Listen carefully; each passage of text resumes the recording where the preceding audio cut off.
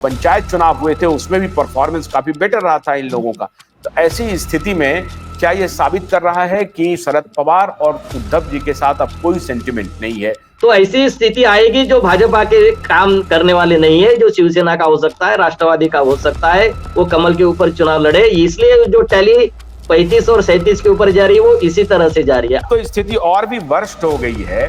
ऐसी स्थिति में और अजित पवार या एकनाथ शिंदे, उन दोनों की इतनी बड़ी हैसियत नहीं है कि बीजेपी से वो बिल्कुल बार्गेन कर लें।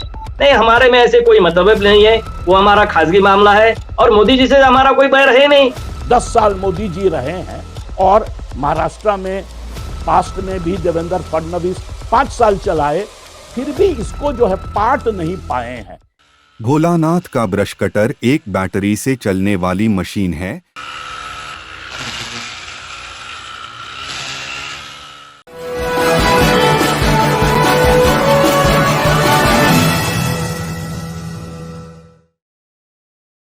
नमस्कार, प्रहार में आप सबका स्वागत है। आज महाराष्ट्र में टिकट को लेकर के क्या क्या ड्रामे चल रहे हैं, कौन पार्टी किसके साथ नाराज हो रहा है। दो गठबंधन आमने सामने हैं, भारतीय जनता पार्टी एनसीपी अजित और शिवसेना शिंदे, और दूसरी तरफ कांग्रेस एनसीपी पवार और शिवसेना ठाकरे। अब दोनों गठबंधन में टिकट को लेकर के मारामारी चल रही है। हालांकि दोनों गठबंधन ये बताने की कोशिश कर रहे हैं कि नहीं, सब कुछ शांत है, सब कुछ सामान्य है। आज इसी मुद्दे पर जानने की कोशिश कर रहे हैं। हमारे साथ दो वरिष्ठ पत्रकार जुड़ रहे हैं। एक सूर्यकांत भारती जी जुड़ रहे हैं, बहुत बहुत स्वागत है सूर्यकांत जी आपका। और कुछ ही देर में अजित झा भी जुड़ने वाले हैं। और सूर्यकांत जी जो महाराष्ट्र को बहुत नजदीक से समझते हैं, जानते हैं। सूर्यकांत जी, कल परसों में ही अमित शाह केंद्रीय गृह मंत्री का अकोला दौरा हुआ है और उसके बाद वो मुंबई भी गए, अब वो लौट करके दिल्ली भी आ गए हैं। अकोला जाने का प्रयोजन क्या था? बहुत इंपॉर्टेंट है, इसलिए मैं ये पूछ रहा हूं आपको। अकोला आने का प्रयोजन वैसे देखा जाए तो देखिए, विदर्भ के दो विभाग आते हैं, जैसे पूर्व विदर्भ और पश्चिम विदर्भ। पश्चिम विदर्भ में अकोला आता है जो सेंटर होता है, और जिसमें अमरावती, अकोला, बुल्ढाणा, वाशिम ये डिस्ट्रिक्ट और यवतमाल ये कॉन्स्टिट्यूंसी आती है। देखिए वो, और उन्होंने वर्धा और चंद्रपुर से भी कुछ लोग बुलाए थे अमित शाह जी के इस दौरे में। देखिए दो सेंटर, जैसे केंद्र में भी जैसे दो सेंटर अभी हो गए हैं। एक विदर्भ का सेंटर जो गडकरी चलाते हैं, और एक सेंटर जो नरेंद्र मोदी जी जो दिल्ली में चलाते हैं, जो पार्टी के अमित शाह और मोदी जी चलाते हैं। अमित शाह अकोला में आए हैं क्योंकि उनको नागपुर में वो उस दिन एक दिन जैसे अमित शाह यहाँ आने वाले थे, उसके पहले दिन नड्डा जी जाने वाले थे नागपुर, लेकिन नड्डा जी नहीं गए वहां। वो सीधा सीधा मैसेज ऐसा है कि गडकरी जहां रहेंगे उनसे ऊंचा कोई आदमी वहां नहीं रहेगा, ऐसा सीधा सीधा मैसेज है। और ये सब कवर करने के लिए, इधर का सब पूरा अकोला का विषय कवर करने के लिए Chandrapur constituency, Wardha constituency, Yavatmal Washim constituency, Akola constituency और बुल्ढाणा कॉन्स्टिट्यूंसी, इस कॉन्स्टिट्यूंसी में प्रभाव और क्रिएट करना चाहिए, कार्यकर्ता में और जो आना चाहिए, इसलिए अमित शाह यहाँ आए। इसका कारण यही था क्योंकि गडकरी यहाँ नहीं आएंगे ऐसा पहले से तय हुआ इन मतदार संघों में। ये ऊपरी उनकी क्या जो राजनीतिक जो भी है उनके दोनों में, गडकरी जी के और अमित शाह और नरेंद्र मोदी जी के बीच में, वो टसल के कारण अमित शाह यहाँ है। नहीं तो ये पूरा का पूरा जो 19 में और 14 में भी यह पूरा का पूरा जो गडकरी जी के साथ था, वो अभी अमित शाह ने इधर का हाथ में ले लिया है, ऐसा उसका, इसलिए वो यही उसका प्रयोजन था। तो मतलब आप ये कह रहे हैं कि गडकरी, ये बुल्ढाना या चंद्रपुर या अकोला, ये सब गडकरी की जिम्मेदारी थी, नागपुर से वो कंट्रोल करते थे, या पूरा विदर्भ रीजन को गडकरी एक प्रकार से सींचते थे, संवारते थे, और गडकरी जिनको कहेंगे उन्हीं को टिकट मिलेगा, गडकरी की चलती है, आप ये कह रहे हैं? नहीं, ये पहले होता था, और ये तो सही बात है कि ये पूरा का पूरा विदर्भ जो सींचा है उन्होंने। इधर पश्चिम विदर्भ में भाऊ साहब फुंडकर थे, और उधर गडकरी जी थे। लेकिन गडकरी जी इन सभी 10 कॉन्स्टिट्यूएंसी के ऊपर प्रभाव डालते थे और उनका बड़ा कंट्रीब्यूशन है ये पूरा का पूरा विदर्भ में भाजपा खड़ा करने के लिए। ये पूरा का कंट्रीब्यूशन उनका है, गडकरी जी का है। उन्होंने बहुत प्रयास किए और अपने मेहनत से उन्होंने ये भाजपा का विदर्भ को गढ़ बनाया। उसमें बड़ा कंट्रीब्यूशन, मेजर कंट्रीब्यूशन जो वो गडकरी जी का रहा है। लेकिन अभी जो हालात बदले हैं उस हालात में अभी गडकरी जी को सिर्फ 3 कॉन्स्टिट्यूएंसी के ऊपर सीमित कर दिया, ऐसा मुझे लगता है, मेरा आकलन ऐसा है, जिसमें नागपुर है, भंडारा और गोंदिया, ये तीनों कॉन्स्टिट्यूएंसी के ऊपर उनको शायद मुझे ऐसा लगता है कि उनको वहां तक उनको सीमित कर दिया है और बाकी का पूरा जो है वो देवेंद्र फडणवीस और अमित शाह और ये जो उनका जो एक ये क्या बोलते हैं उसको, गुटबाजी तो है नहीं, लेकिन अपनी एक लाइन चलाते हैं वो देवेंद्र जी और ये सब पूरा ये अमित शाह जी की तरफ से है, इसलिए वो यहाँ है। तो नहीं, आप ये कहते हैं कि आपने कहा कि ये चलाते हैं, मतलब गडकरी पूरे विदर्भ को, गडकरी ही किंग थे विदर्भ के आपके हिसाब से। जी बिल्कुल।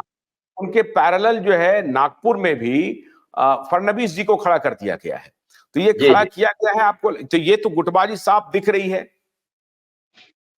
देखो भाजपा में ऐसी गुटबाजी जो है ना वो सीधे सीधे नहीं, भाजपा में गुटबाजी का एक आप उसका जो अगर स्टडी करेंगे तो ऐसे ऊपरी उनकी गुटबाजी कहीं नहीं दिखती।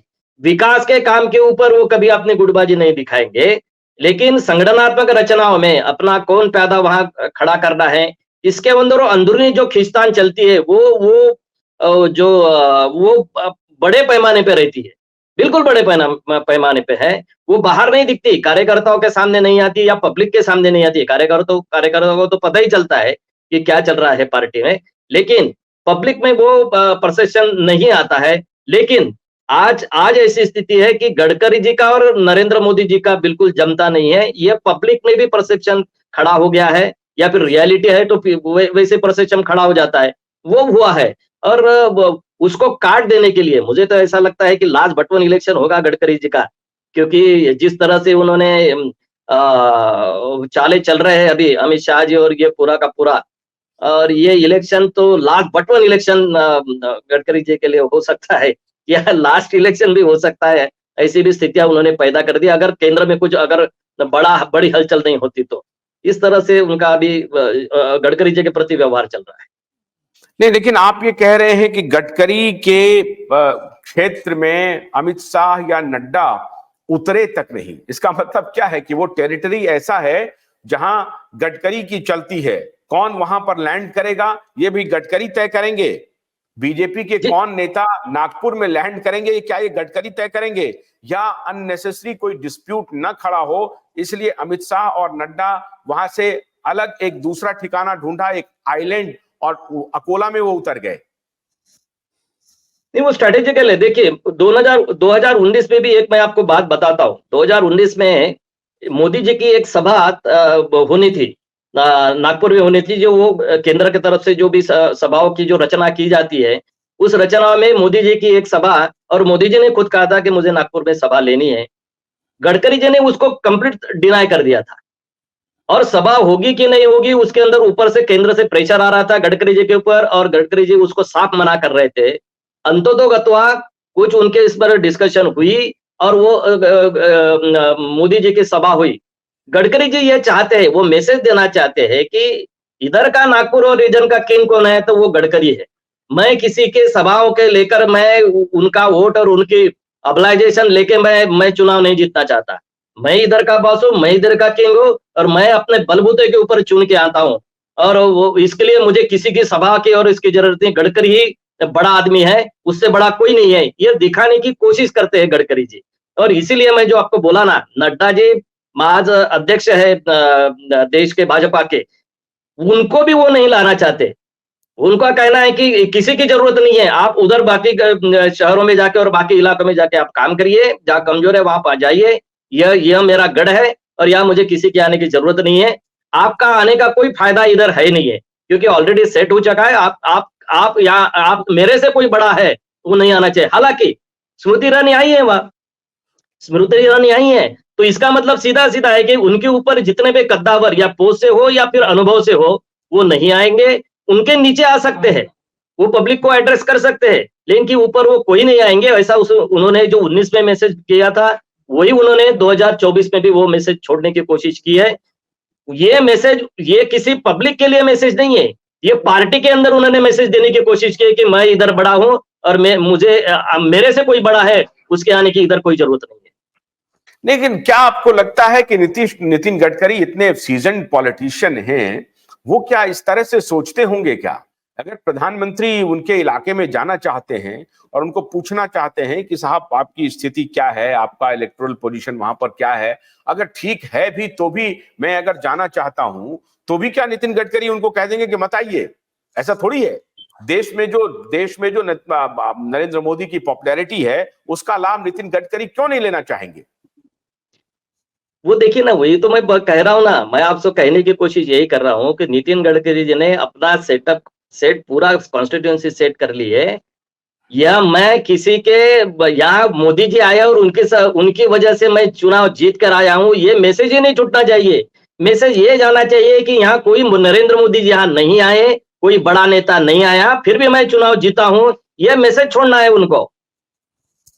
ये prime minister PM material candidate है, यह मैसेज छोड़ना है उनको। मैं बड़ा आदमी हूं, मैं चुनाव लोगों को जीत के ला सकता हूं, मैं खुद तो आ ही सकता हूं, लेकिन बाकी के यहाँ भी मैं चुनाव जिता सकता हूं।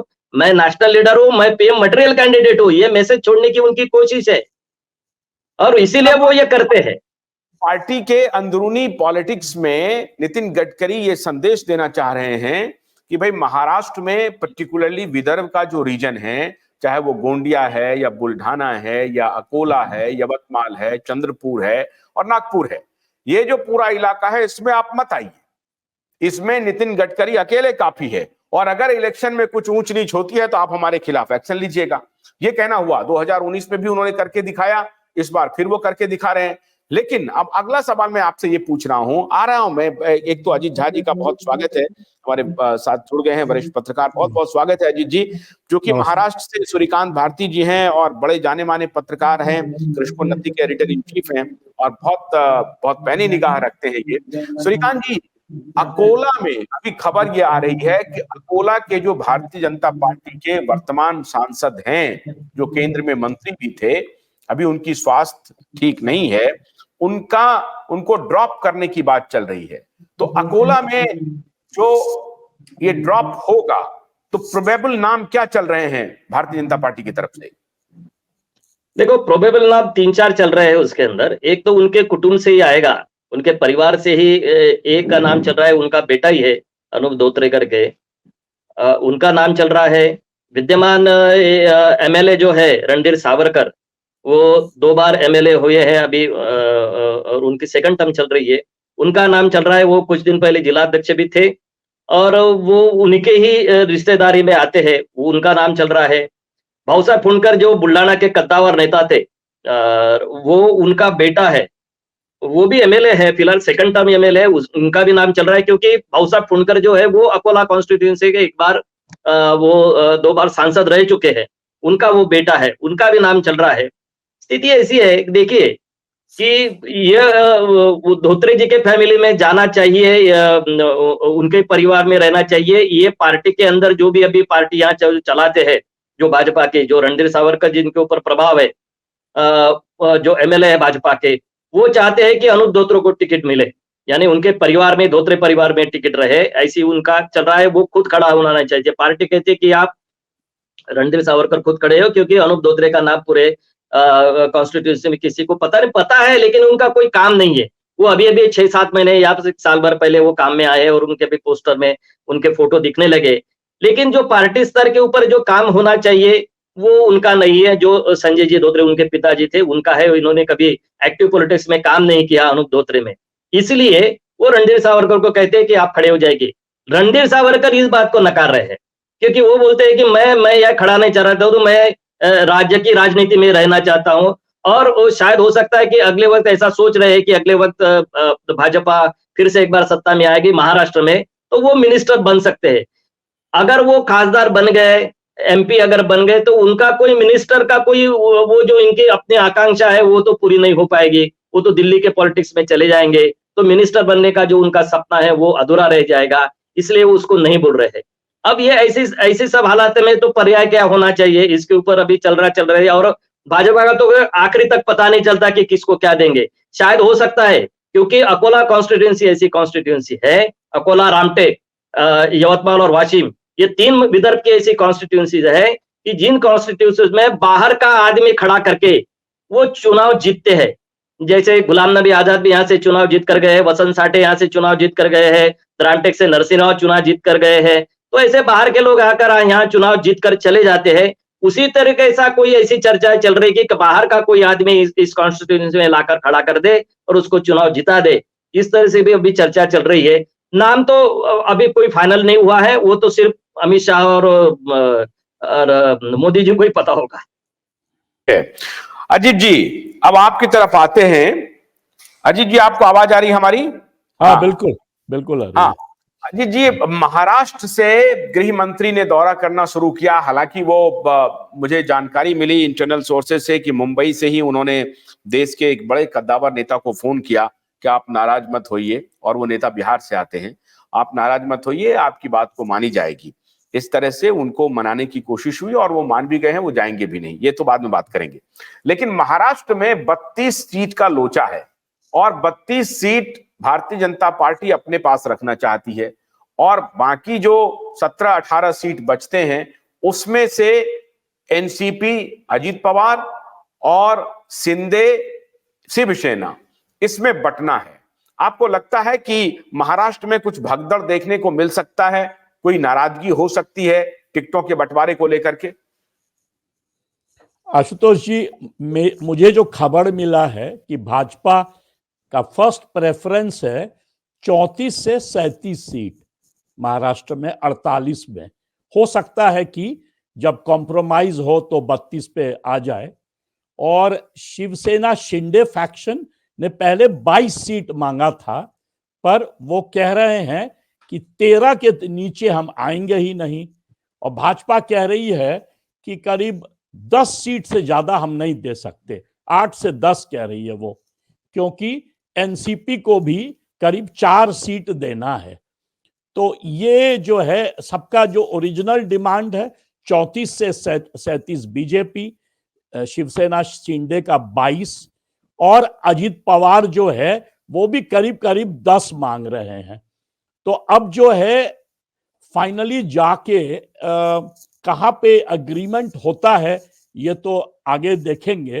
बट सबसे मजेदार बात क्या है कि जिस दिन राहुल गांधी अपना भारत जोड़ो यात्रा शुरू किए, आपको याद होगा उसके जस्ट बाद भारत जोड़ो न्याय यात्रा 2.0, उसके जस्ट बाद, और उस समय यदि आप मुझसे पूछे होते ये सवाल तो मैं कहता कि बीजेपी महाराष्ट्र में मुश्किल में है। बीजेपी का जो इंटरनल लीडर्स से मैंने बात किया तो वो भी कह रहे थे महाराष्ट्र को कि उनका एक वीक स्पॉट है महाराष्ट्र, कर्नाटक और नीतीश कुमार के जंप करने के पहले बिहार, यही 3 राज्यों के बारे में बात हो रही थी। आज देखिए अशोक चव्हाण कूद के उधर चले गए, और जो इंटरनल अरेंजमेंट भाजपा ने किया है अमेजिंग है ये।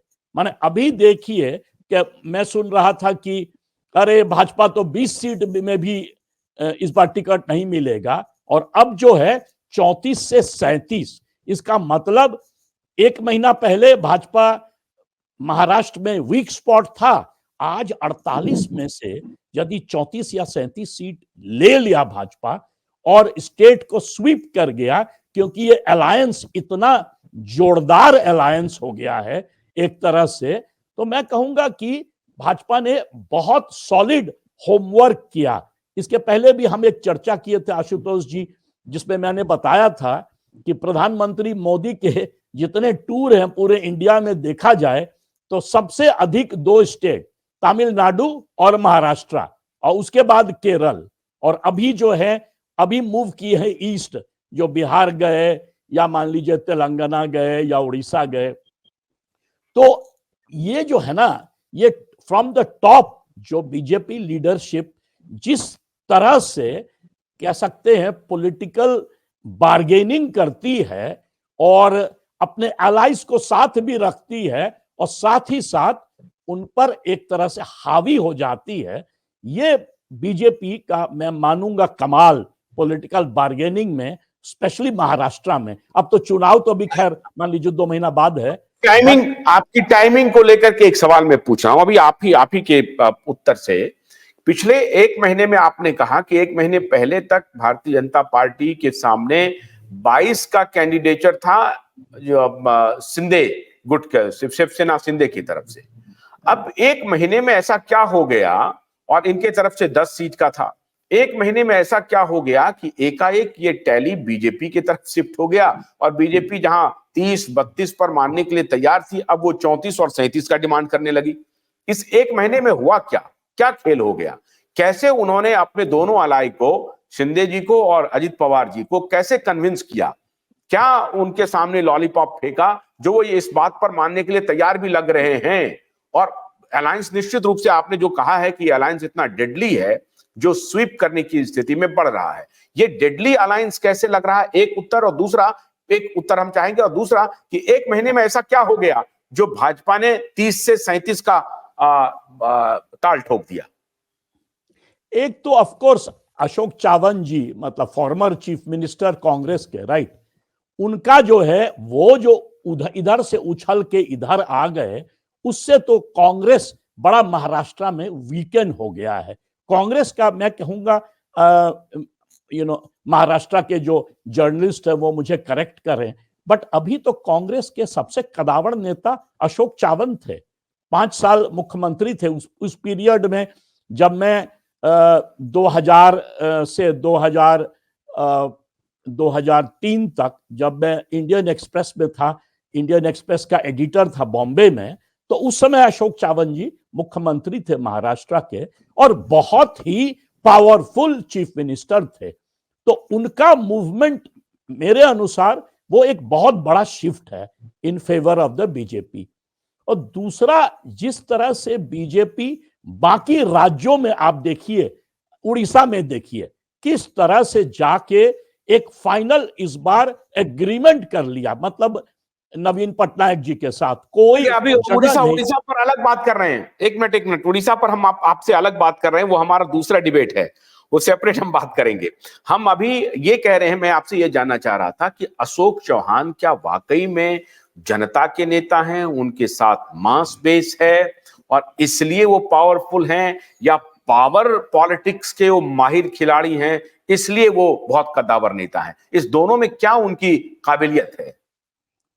एक तो अशोक चौहान बहुत साल तक मुख्यमंत्री रहे महाराष्ट्र में, और दूसरी बात है कि वो उस परिवार से आते हैं एक तरह से, जो कि उनको एक नहीं होता है कि उनका धरोहर बड़ा इंटरेस्टिंग है महाराष्ट्र में। तीसरा, उनके साथ कुछ नेता शिफ्ट करेंगे कांग्रेस से टुवर्ड्स द बीजेपी, मतलब एक तरह से आप कह सकते हैं कि कांग्रेस का पैर बीजेपी ने काट दिया महाराष्ट्र में। देखिए, सबसे जो पोल पोजीशन में था दूसरे तरफ, उसमें मतलब इंडिया अलायंस में वो कांग्रेस था, तो कांग्रेस को ही बीजेपी ने स्लाइस करके रख दिया। उधर ऑलरेडी शरद पवार तो कमजोर हो गए अजित पवार के आने से, और शिवसेना का तो मालूम ही है कि मेन जो है बैकबोन ही टूट गया है। शिंदे जी के साथ करीब करीब सब लोग आ गए, ऑफिशियल सिंबल भी मिल गया, तो एक ही बचा था महाराष्ट्र में कांग्रेस पार्टी। कांग्रेस पार्टी को ही जब आप काट देंगे, उसका पैर ही छोप दीजिएगा, और विद इन 1 मंथ सारा हुआ है, तो उससे जो है पूरा एक तरह से कह सकते हैं कि पलट गया, पूरा हवा पलट गया है महाराष्ट्र का, अभी लग रहा है। हालांकि मैंने कहा अभी चुनाव घोषणा हुआ नहीं है और 2 महीना बाकी है, बट जब आप सबसे बड़े लीडर को ही काट के ले आए, जैसे कि फिर मैं शिफ्ट करूंगा, जैसे कि मान लीजिए मध्य प्रदेश में कमलनाथ चले जाए, तो क्या होता है ना, कांग्रेस जो है वो बेसिकली पार्टी जो है उसकी जो ऑर्गेनाइजेशन है वो तो खत्म है, वो डिपेंडेंट है रीजनल लीडर्स पे। हर स्टेट में आप देख लीजिए तो कांग्रेस का कोई ना कोई कदावर नेता ही उसको खींच रहा है। राहुल गांधी जैसे मोदी जी एक तरह से हावी है सबके ऊपर, ये बात तो कांग्रेस के साथ है नहीं। राहुल गांधी तो अपना ही सीट बचाना उनके लिए मुश्किल हो जाता है। तो उस सेंस में अशोक चव्हाण बहुत ही कदावर नेता हुए और उसी को लेके खींच के ले आया। तो ये जो चेंज हो गया है ना, पूरा शिफ्ट कर रहा है कांग्रेस का बेस महाराष्ट्र में। रोज आप सुनिएगा कि 2 एमएलए यहां छोड़ा, फॉर्मर एमएलए यहां आया, पर रोज डिजर्शन हो रहा है कांग्रेस में चारों तरफ। तो इससे जो है, और Amit Shah directly Monday to Wednesday Amit Shah directly जो है कूद पड़े और वो बार्गेनिंग कर रहे हैं। तो ये सेंट्रल लीडरशिप का कमाल है, जो कि they are paying so much attention. ऊपर से प्रधानमंत्री खुद जो है जाके एक से एक डेवलपमेंट प्रोग्राम्स अनाउंस करते जा रहे हैं महाराष्ट्र में, बाकी राज्यों में भी, पर महाराष्ट्र और तमिलनाडु में आंख गड़ाए हुए हैं प्रधानमंत्री। क्यों?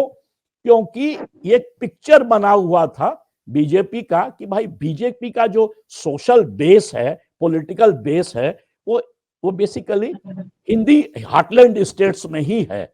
गुजरात से लीजिए तो उसके बाद राजस्थान, मध्य प्रदेश, उत्तर प्रदेश, बिहार, छत्तीसगढ़, उत्तराखंड, हरियाणा, कुछ लोकसभा में दिल्ली भी कह सकते हैं, यही बेस था बीजेपी का। तो ये जो उनका पेनिट्रेशन है ना, सदर्न पेनिट्रेशन, तो उसमें महाराष्ट्र, कर्नाटक, तमिलनाडु मेरे अनुसार ये, और उसके बाद केरल में भी ये कोशिश कर रहे हैं। ये नया एक तरह से एक्सपेंशन है बीजेपी का। ठीक है सूर्यकांत जी, क्या शरद पवार, अभी बहुत सारे लोग कह रहे हैं, बल्कि जो शरद पवार के समर्थक हैं या भारतीय जनता पार्टी के विरोध में जो लोग रहते हैं, या उनको लग रहा है, या इस तरह का भी एक नैरेटिव है कि सेंटिमेंट जो है वो अभी शरद पवार के साथ है, सेंटिमेंट जो है वो उद्धव ठाकरे के साथ है।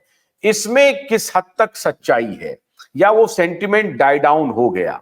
उस वक्त था जब अजित पवार छोड़ के गए थे, उस वक्त था जब शिंदे छोड़ के गए थे, लेकिन अब वो स्थिति नहीं है। क्या उसमें बहुत परिवर्तन आ गया? और अब जो अमित शाह और नरेंद्र मोदी ने मोर्चा संभाला है, उसके बाद वो सारे वोटर जो हैं वो उनका टैक्टिकल शिफ्ट हो चुका है अजित पवार की तरफ और शिंदे की तरफ, जो कि अंततः फायदा पहुंच। इसके पहले जो पंचायत चुनाव हुए थे उसमें भी परफॉर्मेंस काफी बेटर रहा था इन लोगों का।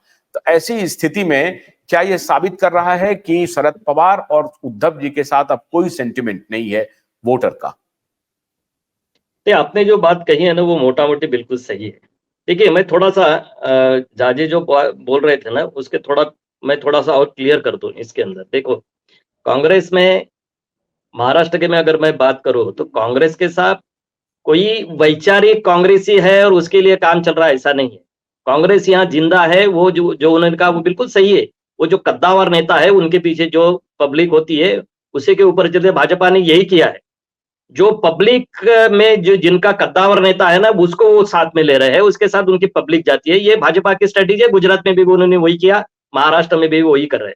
देखिए कैसा है कि जो उन्होंने कहा है कि अभी भाजपा ने 37 सीट मांगी है इसके अंदर, तो वो उनका बराबर है। ये जो सीट आई है ना, जो आप लोग कह रहे थे कि 20 सीट भाजपा की नहीं आएंगी या 22 सीट वो मांग रहे थे पिछले, जैसा उन्होंने 25 लड़ी थी।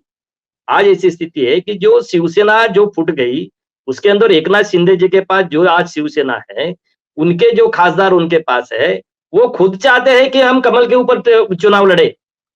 एक उदाहरण के तौर पे मैं बता दूं कि श्रीरंग बारणे जी है, वो चाहते हैं कि मैं रहूंगा शिवसेना का, लेकिन मैं कमल के ऊपर मैं चुनाव लड़ना चाहता हूं।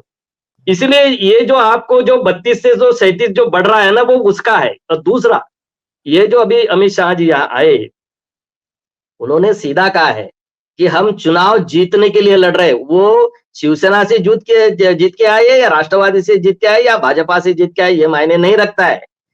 किस चुनाव चिन्ह के ऊपर आप लड़ेंगे तो चुनाव जीतेंगे, ये आप सोचिए। उनका कहना ऐसा है कि कोई कॉन्स्टिट्यूंसी ऐसी है जहां भाजपा का कोई नेता नहीं है, लेकिन कमल के ऊपर जीत के आ सकता है, और वहां अगर राष्ट्रवादी का कोई बड़ा नेता है तो उसको कमल चिन्ह के ऊपर चुनाव लड़ाइए आप। तो ऐसी स्थिति आएगी जो भाजपा के काम करने वाले नहीं है, जो शिवसेना का हो सकता है, राष्ट्रवादी का हो सकता है, वो कमल के ऊपर चुनाव लड़े, इसलिए जो टैली 35 और 37 के ऊपर जा रही है वो इसी तरह से जा रही है। आप एक बात, वो ऐसा क्यों है मैं आपको बताता हूँ। जो मैंने श्रीरंग बारणे जी का बताया ना, वो बोलते हैं कि मैं कमल के ऊपर चुनाव लड़ना चाहता हूँ। ऐसे शिवसेना के 5-6 एमपी है, जो विद्यमान एमपी है, जो चुनाव लड़ना चाहते हैं, वो कमल के ऊपर लड़ना चाहते हैं। और दूसरी बात, वो जो सेंटिमेंट का जो आपने विषय कहा है ना, वो सहानुभूति का विषय खत्म हो गया। देखिए, अगर हम शरद पवार जी की बात करें तो मैं दावे के साथ आज ही कह सकता हूं, शरद पवार जी एक भी सीट नहीं चुनाव जीत सकते, एक। मैंने पिछले डिबेट में भी कहा था कि शरद पवार जी का ये आखिरी चुनाव है, उनका राजनीतिक करियर खत्म होने वाला है और वो इस बार खत्म हो जाएगा। एक भी सीट वो चुनाव जीत नहीं पाएंगे। वो जो सेंटिमेंट की बात कर रहे हैं, वो सेंटिमेंट की बात कुछ पुराने उनके जो साथी है उनमें हो सकती है, लेकिन आम युवा पब्लिक में बिल्कुल नहीं है, क्योंकि काम करने वाला कार्यकर्ता जो है वो अजित पवार है। अजित पवार कार्यकर्ताओं से मिलते हैं, उनको काम देते हैं, उनको पैसा देते हैं, इसलिए शरद पवार जी का सहानुभूति सेंटिमेंट का विषय खत्म। दूसरी बात, रही उद्धव ठाकरे जी की बात, उद्धव ठाकरे जी का कोई अगर शिव सैनिक है तो गद्दार उन्होंने किसको कहा है? जो उनसे फूट कर गए उनको कहा है। तो चुनाव में अगर शिवसेना के चिन्ह के ऊपर, धनुष्य बाण चिन्ह के ऊपर अगर कोई शिवसेना का आदमी खड़ा रहता है तो उसके खिलाफ वो जा सकता है, थोड़ी बहुत सहानुभूति वहां मिल सकती है अगर शिंदे गुट का कोई आदमी खड़ा रहता है। लेकिन बाय एंड लार्ज बिल्कुल उनको सहानुभूति नहीं मिलने वाली है। और जो आम चर्चा में आपको बता तो पब्लिक में कि ये रोते रहता है दिन भर, इस तरह से उनके ऊपर अभी लोग कहना शुरू कर दिए हैं। तो मुझे नहीं लगता है कि कोई सहानुभूति और जो आप सेंटिमेंट की बात कर रहे हैं वो भी इस चुनाव में पूरा का पूरा खत्म हो गया है। नहीं तो अभी तो एक बात हो रही थी सूर्यकांत जी कि अब शरद पवार जी का एकमात्र एजेंडा रह गया है अपनी पुत्री को किसी तरह से कहीं पर एडजस्ट करना, और इसके लिए वो कोई ना कोई तरीका ढूंढते रहते हैं। और बीजेपी, शरद पवार जी के रिश्ते बीजेपी से भी बहुत अच्छे हैं अंदरूनी, और अभी तक तो लोग ये कह रहे हैं कि अजित पवार को शरद पवार जी ने ही भेजा है, और इसमें बहुत हद तक सच्चाई है कि भाई उधर चले जाओ, अब कुछ बचा नहीं है इधर। अब एनसीपी, कांग्रेस और शिवसेना, उद्धव, ये जब तीनों मिलकर के लड़ी थी तो कितनी सीटें आई थी? 4 सीटें थी एनसीपी के पास, 4 सीटों पर हुई थी। तो अब अगर अब तो स्थिति और भी वर्स्ट हो गई है। ऐसी स्थिति में और अजित पवार या एकनाथ शिंदे, उन दोनों की इतनी बड़ी हैसियत नहीं है कि बीजेपी से वो बिल्कुल बार्गेन कर लें, और वो चाहते भी नहीं है ऐसा। वो एक बड़े अलाय के साथ मिल करके चलना चाहते हैं, क्योंकि अभी उनको उद्धव ठाकरे से मुकाबला करना है और अपने चाचा शरद पवार से मुकाबला करना है। लेकिन इस बीच में सुप्रिया का क्या दिख रहा है आपको भविष्य? एक छोटा सा पॉइंट बोल रहा हूं आशुतोष जी, आप दोनों जो डिस्कस कर रहे हैं, 5 दिन पहले, और इनको मालूम होगा सूर्यकांत जी को, 5 दिन पहले शरद पवार ने एक डिनर दिया। उस डिनर में देवेंद्र फडणवीस आए थे और अजित पवार आए थे और शिंदे जी बुलाए गए थे, और शरद पवार होस्ट किए थे। और पूरा बंबई में किसी भी जर्नलिस्ट को मैंने फोन किया, भाई क्या हो रहा है? शरद पवार जी तो वैसे, अजित पवार उनके भतीजे हैं और वैसे भी सोशल आदमी हैं। उस समय जितने लोगों से मैंने बात किया, मैं टाइम्स ऑफ इंडिया में था, इंडियन एक्सप्रेस में, सबने कहा कि पवार जी तैयारी कर रहे हैं उस पार जाने का। अब सच्चाई जो भी हो सूर्यकांत जी बताएंगे, बट मतलब ये जो कहते हैं हम लोग मीडिया में बज, तो बज यही है कि आपने जो अभी पॉइंट आउट किया कि अपनी बेटी के लिए शायद वो उस पार जाने के लिए भी तैयार है। मतलब हमको तो ये लग रहा है कि जिस दिन राहुल गांधी का महाराष्ट्र वाला, बॉम्बे वाला ये खत्म होगा, मार्च 28 शायद डेट है उनका, क्या कहते हैं, भारत जोड़ो न्याय यात्रा, तब तक जो है वो किससे लड़ेंगे महाराष्ट्र में? लग रहा है कि पूरा कांग्रेस एनसीपी जो कहीं उस पार न उलट जाए। तो मतलब ये हाल है सिचुएशन, मतलब ग्राउंड पे। ऑफ कोर्स सूर्यकांत जी इस पर ज्यादा अच्छा बता सकते हैं, क्योंकि वो ये लड़ने के लिए कोई जरूरी नहीं है कि उस पार चले जाएं। शरद पवार को आने की भी आवश्यकता नहीं है। जिस प्रकार से अभी चल रहा है, अजीत जी चले आए, शिंदे जी चले आए, तो उसी प्रकार से सुप्रिया जी भी आ जाएंगी और शरद जी अकेले कहेंगे कि नहीं ये फांसीवादी पार्टी है, वो बोलते रहेंगे। क्या सूर्यकांत जी नहीं, ऐसा हो सकता सूर्यकांत जी आप बोलिए, आप नहीं बोलिए। नहीं, ये बिल्कुल मुझे जो जो बात थी ना, वो निमंत्रण भेजा था आपने, जो बात कही है वो निमंत्रण शरद पवार, क्योंकि वहां एक बड़ा प्रोग्राम था, सरकार का प्रोग्राम था, वो रोजगार देने का प्रोग्राम था, और वो 2 दिन चला वो प्रोग्राम। तो पहले दिन वहां सीएम और 2 डीसीएम दोनों, म्हणजे फडणवीस साहब, शिंदे साहब और पवार साहब, यानी अजित पवार साहब, वो दोनों थे। और क्योंकि वहां के दोनों एमपी है, एक राज्यसभा से और एक लोकसभा से है, तो उनको वो उन्होंने बुलाया था। और वो बारामती में रहते हैं, तो वो बाय कटसी मेरे गांव में आप आए हैं, वो जो उनको लहजा होता है ना कि मैं इस गांव का सरदार हूँ, तो आप आइए, आओ भगत के लिए, और वो का उस तरह से वो तो पत्ते खेलते रहते हैं। और जो आपने जो बताया ना सेंटिमेंट का जो सब्जेक्ट है ना, वो उसी के ऊपर खेलने की कोशिश कर रहे हैं कि इसमें फीडबैक क्या मिलता है। उन्होंने वो कोशिश करी है कि चलो हमारे गांव में आए तो आप मेहमान हो, तो आप हमारे यहाँ खाना खाइए, सभी लोग आते हैं, तो उसको डिनाई कर दिया। आपको बताओ वो डिनर नहीं हुआ। बारामती से उन्होंने कौन कहा है कि लड़ेगा? हाँ, वो बहुत व्यस्तता है। बारामती से सूर्यकांत जी, बारामती से लड़ेगा कौन? क्या वो भी ये है, वो सोच रहे हैं कि भाई ये सीट छोड़ दो, इसमें हमको जिता दो, ये हमारा गढ़ नहीं है? नहीं नहीं नहीं, अरे वो तो फिर तो ये तो ऊपर से अमित शाह जी ने सीधा कहा है। और ये मैं पहले 6 महीने पहले हमने डिबेट किया था, उसी वक्त कहा था कि सुनेत्रा पवार खड़े रहेंगे, वो शरद पवार जी की मिसेस है, वो खड़ी रहेगी और इनको मात देगी। और मैं आपको बता दो, आज भी लिख लीजिए, वो 1-1.5 लाख से कम से नीचे गिरने वाली नहीं है। सुप्रिया सुले गिर जाएगी 1-1.5 लाख से चुनाव। उनको पता चल गया कि चुनाव हारे। मैं आपको बात बता दो, पते की बात, 3-4 दिन पहले की बात बताओ, सुप्रिया सुले जी ने क्या कहा। 2 दिन पहले की बात, उन्होंने कहा है कि कोई मतलब नहीं, हमारा मोदी जी से बहुत अच्छा है, हमारे बहुत अच्छे संबंध है, वो और हम कोई अलग है क्या, ये उनका स्टेटमेंट है। वो और हम कोई अलग है क्या, ऐसा उनका बारे में स्टेटमेंट है किनके सुप्रिया बारे में, सुले ने, किसके बारे में कहा? मोदी जी के बारे में। वो हम अलग थोड़ी ना है। वो विषय चल रहा था अजित पवार जी का, और वो जो कॉन्स्टिट्यूशन में सुनेत्रा पवार आपके खिलाफ लड़ने वाले, उस विषय को लेकर वो चर्चा कर रही थी। नहीं, हमारे में ऐसे कोई मतलब नहीं है, वो हमारा खासगी मामला है, और मोदी जी से हमारा कोई बैर है नहीं, वो और हम अलग थोड़ी ना है। इस तरह की बातें वो अभी चल रही है, और ये 3-4 दिन से चल रहा है। जो आपने कहा ना कि वो निमंत्रण भेजा, खाने का निमंत्रण भेजा।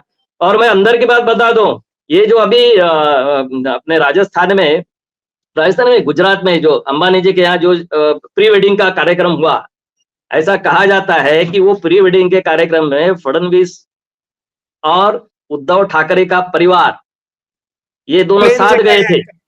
हाँ जी, चार्टर प्लेन हाँ से। हाँ, साथ गए थे।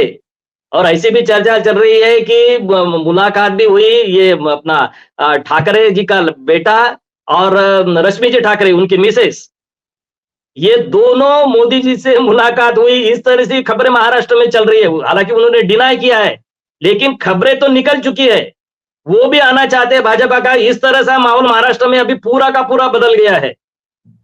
वो लोग ये गए थे ये करने के लिए कि किसी तरीके से हमको उस केस से निकाल लो। सुनने में खबर ये चल रही है कि दिशा सालियान वाले केस में अपने बेटे को बचाने के लिए कहा कि हम बिना शर्त कोई भी बात मानने के लिए तैयार है, उसमें हमको रिलीफ दे दो। ये खबर चल रही है कि वो केंद्रीय गृह मंत्री से भी मिलके गए हैं, और संभवतः मोदी जी तक उन्होंने भेजा है संदेशा। मोदी जी से तो मुलाकात की पुष्टि नहीं हुई है, लेकिन केंद्रीय गृह मंत्री से मुलाकात की खबरें आ रही हैं। ये पुष्ट तो कोई इसका नहीं कर रहा है, लेकिन खबरें आ रही है, ये बाजार में है, ये बाजार में है। और अब तो जो मैं प्री वेडिंग में सवाल प्राइवेट एयरलाइन से गए हैं, वो संपादक साहब बताएंगे। जी अजीत जी बोलिए। नहीं, मैं बोल नहीं रहा हूं, मैं सवाल पूछ रहा हूं सूर्यकांत जी से। ये छगन भुजबल जी का क्या हाल है? क्योंकि शरद पवार के बाद तो वही कदावर नेता माने जाएंगे एनसीपी के, तो वो मतलब वो भी तो कंट्रोल करते हैं ना एनसीपी के बेस को। तो जरा उस पर वो तो प्रकाश डालें आप। तो वो अजित पवार जी के साथ है, उनका अजित ओबीसी पवार में जी के अच्छा साथ। खास, हाँ, वो अजित पवार जी के साथ है, उनमें अच्छा खासा नेटवर्क है। देखो, महाराष्ट्र में ओबीसी का बड़ा एक तबका जो है, जिसको बोलते वोटर्स जो है, वो आज भाजपा जो महाराष्ट्र में जो चुन के आती है, वो ओबीसी के बलबूते पर चुन के आती है। हालांकि भाजपा के पास महाराष्ट्र में कोई बड़ा कद्दावर नेता ओबीसी का नहीं है, जैसे छगन भुजबल जी है, लेकिन उनके जो अपने अपने डिस्ट्रिक्ट में जो ओबीसी के नेता है, वो अपने डिस्ट्रिक्ट के ऊपर अपना होल्ड रखते हैं, और वो उसी को साथ में लाते हैं। लेकिन ये जो बाय एंड लार्ज महाराष्ट्र में ओबीसी का जो विषय रखने वाले जो दो लोग हैं, इधर कांग्रेस में एक विजय वडेट्टीवार जी और इधर छगन भुजबल जी है। तो छगन भुजबल जी अपना रोल बाखूबी निभा रहे हैं कि वो ओबीसी जो राष्ट्रवादी कांग्रेस के पास था, जो शरद पवार जी ने उनको लेकर जो एक कॉम्बिनेशन बनाया था मराठा और ओबीसी का, वो अभी शरद पवार जी के साथ चले अपने अजित पवार जी के साथ है।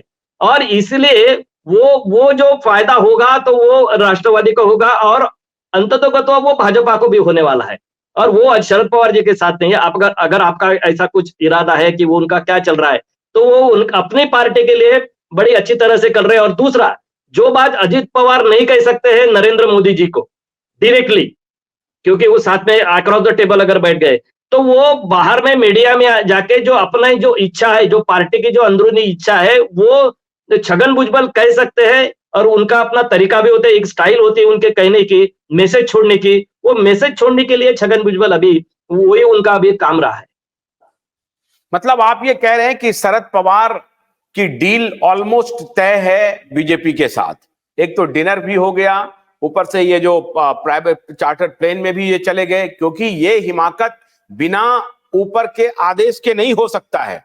चाहे फडणवीस की कितनी भी ताकत हो, वो उद्धव ठाकरे और स्मिता ठाकरे उनके बेटे के साथ चार्टर प्लेन में जाने की हिम्मत नहीं कर सकते हैं।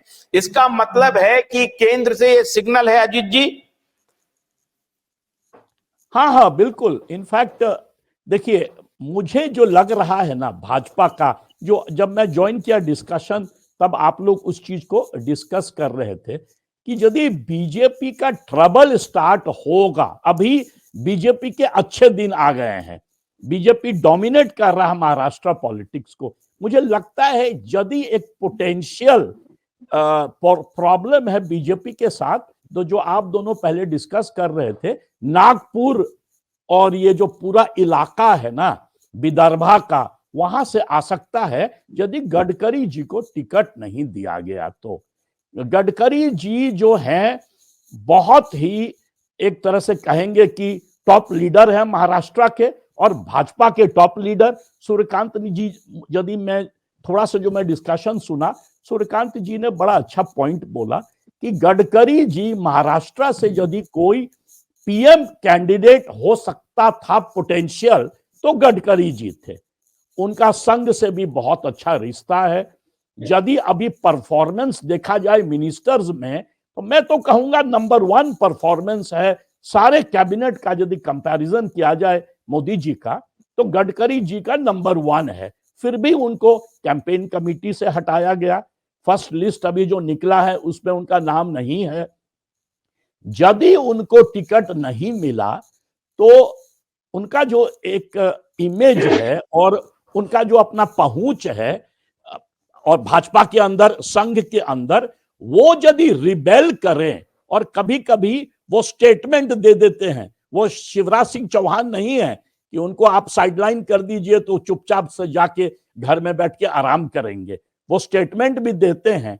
मॉडरेट बीजेपी लीडर माने जाते हैं, वाजपेयी जी से बहुत क्लोज थे, अडवाणी जी से बहुत क्लोज थे। तो वो यदि रिबेलियन उठाएं, और एक बड़ा अच्छा इशू है रिबेलियन का, इशू ये है कि आप कहते हैं कि भाई 5 ट्रिलियन इकोनॉमी के लिए महाराष्ट्र को फर्स्ट 1 ट्रिलियन इकोनॉमी बनाना है, और वो जो है टॉप स्टेट 48 लोकसभा सीट, उसमें जो है ये पूरा जो विदर्भा रीजन है वो एक तरह से बैकवर्ड लिंकेज है। उसका जो पर कैपिटा इनकम है, मैं फिगर्स देख रहा था महाराष्ट्र का, वो आधा से भी कम है बाकी महाराष्ट्र का।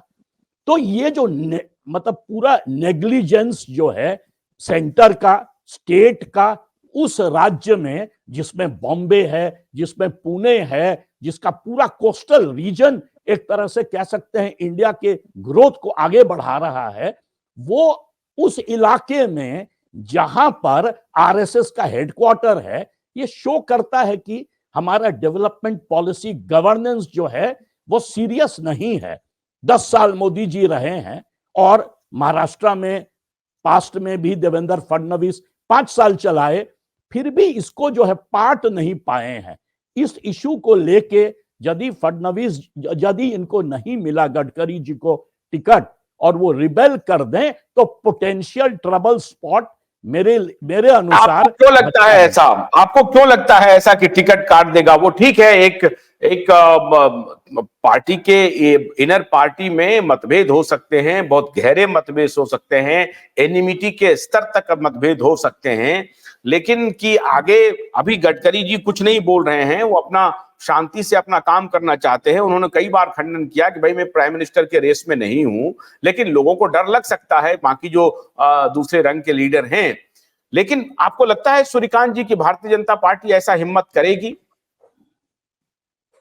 नहीं, देखो, मैं कोई प्रेडिक्ट अगर नरेंद्र मोदी जी को अगर हम थोड़ा सा, जो आपने सवाल पूछा उसके अंदर थोड़ा अगर हम रिसर्च करेंगे नरेंद्र मोदी जी का, तो वो कठोर से कठोर निर्णय करने में हिचकिचाते नहीं है। वो पार्टी हमने संजय जोशी के बारे में देखा कि जब तक संजय जोशी को आप पार्टी से निकालोगे नहीं, मैं मुंबई के अधिवेशन में नहीं आऊंगा, तब से मैं उनको देख रहा हूं। वो हार्ड लाइन रह रहे, उनमें उनके मन में जो होता है वो अगर उनके ठीक ढंग से अगर नहीं हुआ तो कितना भी बड़ी स्टेप वो ले सकते हैं। और इसलिए आपने जो सवाल पूछा ना, वो सवाल के वो दो जवाब है।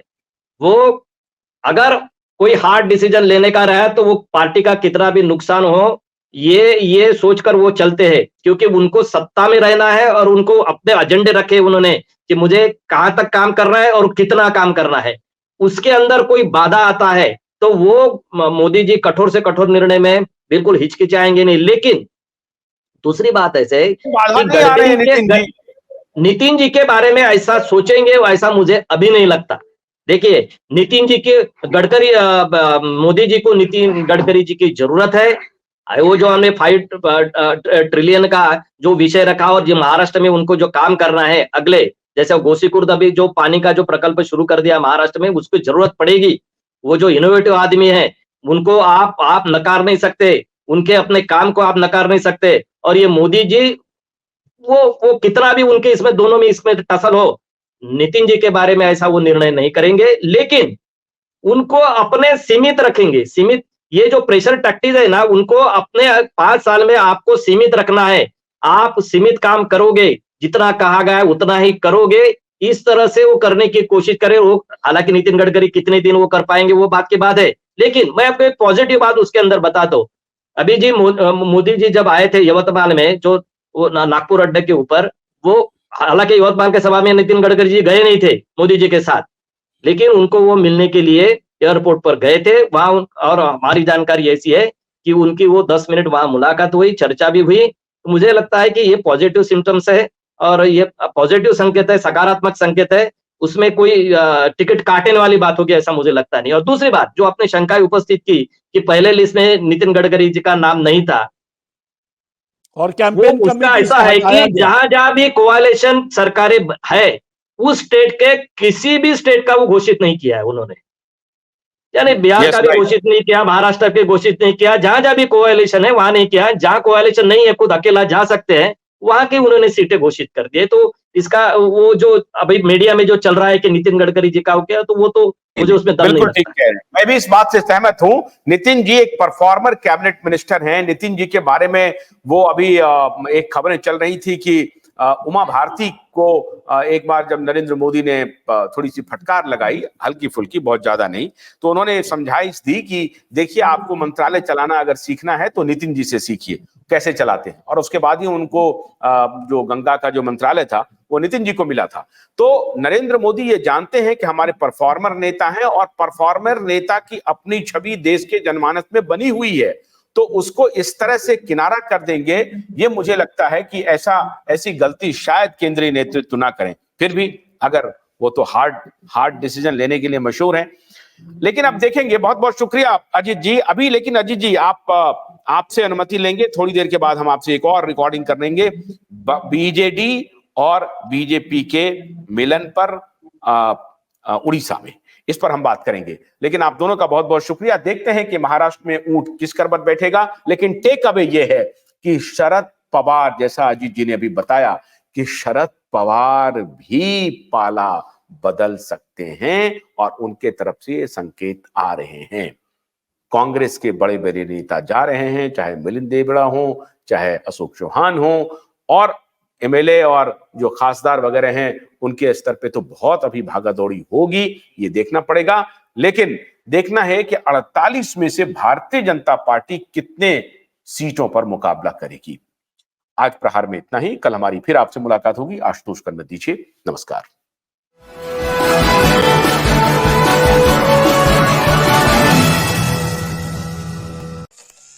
गन्ने की कड़ी बुनियाद, जिसे मराठी में खुड़किया और कुछ उत्तर भारत के क्षेत्रों में खुटकी भी कहा जाता है, उसे केवल भोलानाथ का 2-in-1 बैटरी ऑपरेटेड हार्वेस्टर कम ब्रश कटर आसानी से और बिना रुकावट के काट सकता है।